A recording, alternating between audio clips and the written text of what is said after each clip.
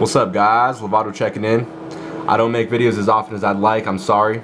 But hopefully these count. Hopefully I can make it worth it.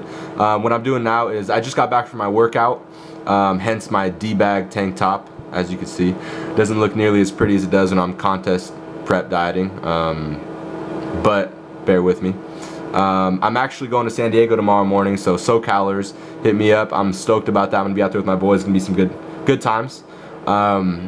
What I'm doing right now is I'm going through the Facebook questions that I got. I actually posted something and you guys posted some questions that you guys had. I figured it might be more helpful doing it this way rather than answering you guys on an individual basis. A lot of times I can't keep up with the messages on a one-on-one basis, so I figured answering some of these might help out, you know. And even if you weren't the one who asked it, you might have one of these questions yourself. So I gotta go to work soon. I'm just gonna run through these questions and answer them quickly. Hopefully this helps you out. I'm just gonna run through some of them one by one, alright? Hopefully get it through as many as I can. So if you have any other questions, message me, that's cool, whatever. But here we go. Victor Dolan asks, how to acquire 100% yuck? Victor, that's gonna be up to you. You have to find that within. Sounds cheesy, but you just have to want something. You have to not just tell yourself you want something, not do something because somebody else wants you to do it. Do something because you love it. You know, go in there, and if you don't love it, if you're not sure if you like it, reevaluate what your real goals are, right? Find something that you love to do, get after it, be passionate about it.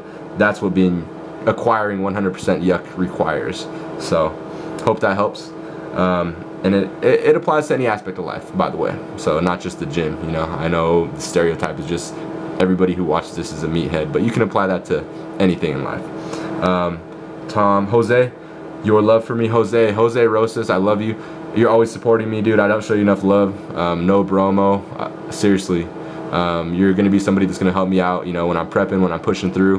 Hopefully next year I can make you proud, dude. We'll see. All I know is I'm gonna look my best, so that's all I can do, right? Okay. Next, Kelsey.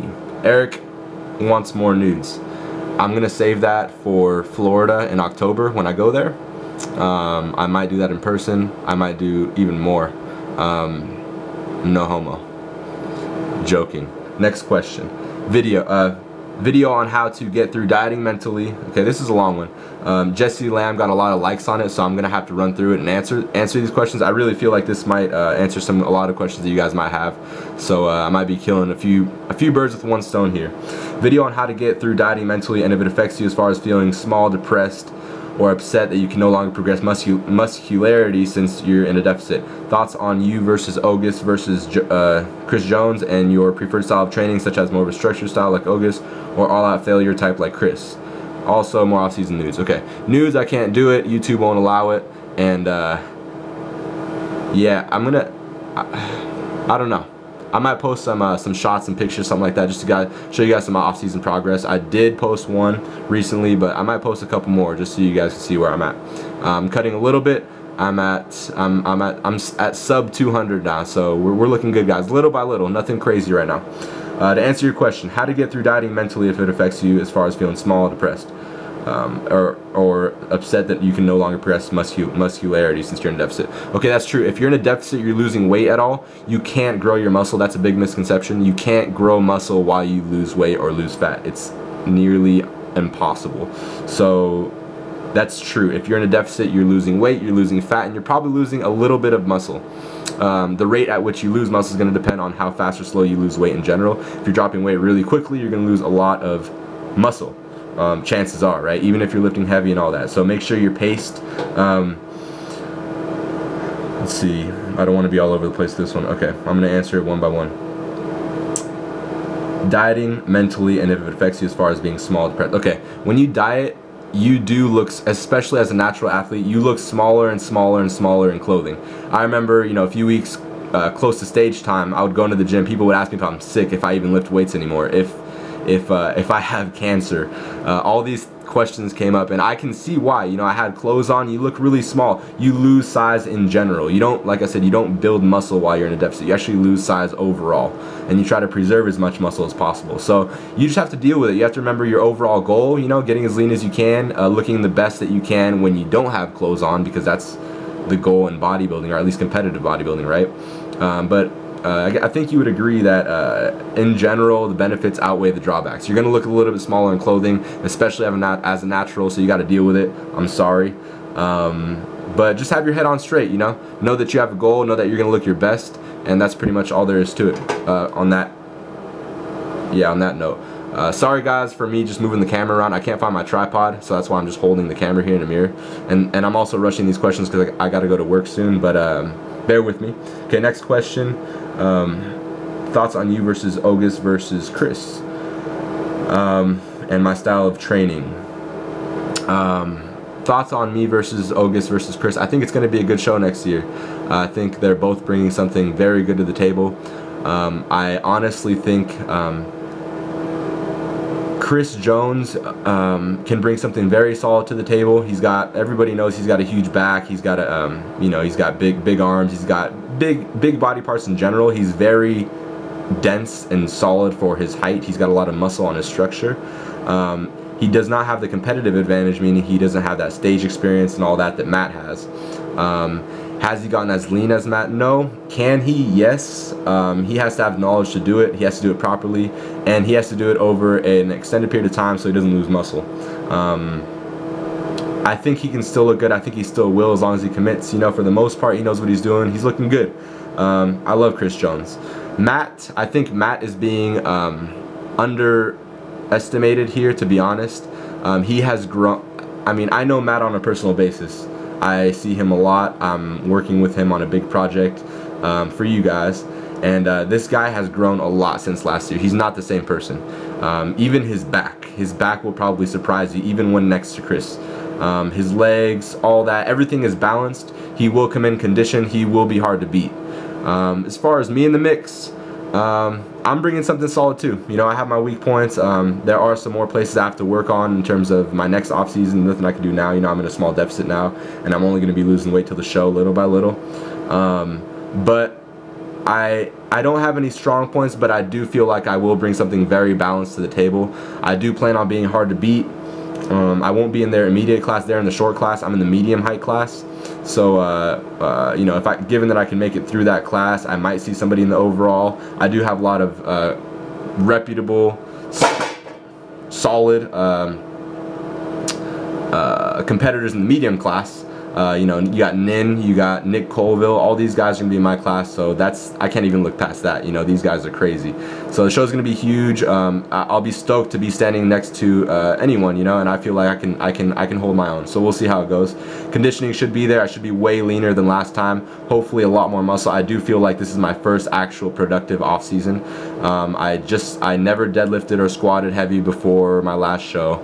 I never really took my lifting really seriously. I never really got strong or anything like that. So I am holding a lot more muscle right now, so we'll see how it looks once I get lean. Hold on. So let me next question. Okay, sorry, kind of a distraction. Alright, here we go. Jordan Thomas, how often will you be crossfitting during prep, and how could you could you demonstrate proper kipping video? Please respond. I will not be crossfitting for my next prep. Can I provide a kipping video? Maybe. Kipping deadlifts or kipping overhead presses, I don't know, but I'll do what I can for you. I don't think CrossFit's going to be a staple in my protocol. Nothing against CrossFit. I think CrossFit gets made fun of more than it should. I don't think they have a logical structure in terms of their training. I haven't looked into it as far as I should, so I probably shouldn't be talking too much, but from what I've seen, there's the logic there. It might not be optimal, but people who CrossFit are serious. They have a group, they have a support network that pushes them. They get results. They get, they might do crazy protocols and diets and routines, but the fact of the matter is, I respect any CrossFitter more than anybody who just talks shit or doesn't do anything, so they get results. You can't hate on it, and yeah, so that's it on that. I know that question was kind of a joke, but I wanted to ramble on that a little bit. Next question, Nadim asks, map out your routine a little bit more, compare your current routine to Westside Barbell, and what you like versus what you don't. Okay, my routine right now is a legs push pull off, so 6 days on, 1 day off. I'm liking it a lot more. I get better contractions, better negatives, better time and attention, just more isolation for every single muscle group. And I love training that way, like a bodybuilder, I guess you could say, compared to, you know, a powerlifting routine. Now, a powerlifting routine like 5-3-1, you know, Wendler's, or you could do West Side Barbell, or, you know, Lane's PHAT, which is a hybrid, or you could do, you know, Shiko, Smolov, all these programs. These all will give you gains. You can't deny it. They do help a lot. However, for me, I'm not really strong compared to some people out there, you know. On normal standards, I'm pretty strong, but I'm not like strong. So it's funny, you know, when people tell me I'm strong, but there's some seriously strong people out there. I'm sticking to the bodybuilding aspect of things. I feel like my development is better that way, so I'm sticking to my plan. I'm not getting as strong as I was on West Side Barbell. My numbers shot up pretty fast on West Side Barbell. In a period of 4 months, you know, deadlift went up 120 plus pounds, squat went up probably 60 plus, bench maybe 15-ish. But yeah, my program now, I'm not going up in weight too much, but from where I'm at, but I don't care. You know, my development is much better. I'm progressing still, and body composition wise, I feel like it's more beneficial for me. So there's that. Christopher Angel, exactly how and why are you approaching your current prep?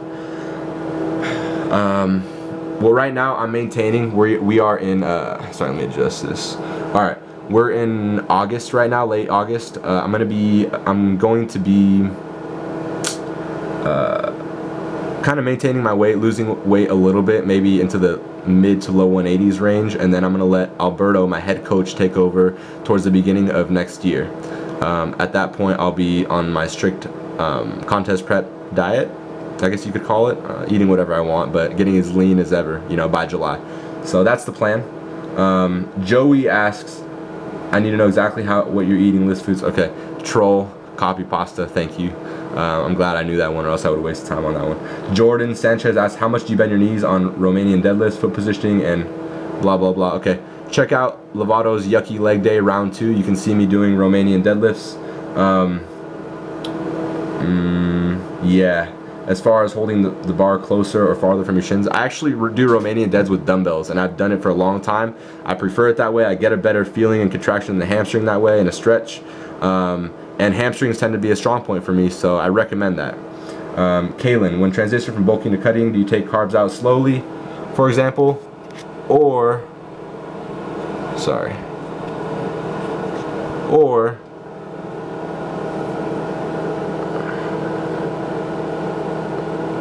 when transitioning from bulking to cutting, do you take the carbs out slowly, for example, or do you go straight from 500 carbs to 300, and do you even lift?